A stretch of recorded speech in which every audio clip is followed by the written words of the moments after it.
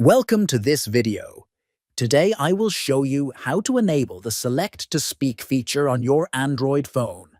This feature allows your device to read aloud selected text, making it useful for accessibility and convenience. First, unlock your phone and go to the Settings app.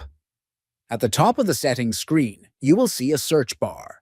Tap on it and type Accessibility. Select the Accessibility option from the search results.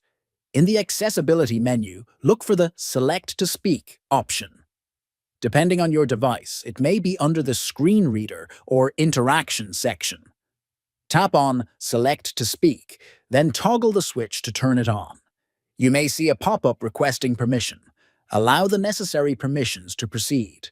Once enabled, a floating accessibility icon will appear at the bottom right of the screen. To use it, tap the icon. Then select the text you want to be read aloud. That's how you can enable and use Select to Speak on your Android phone.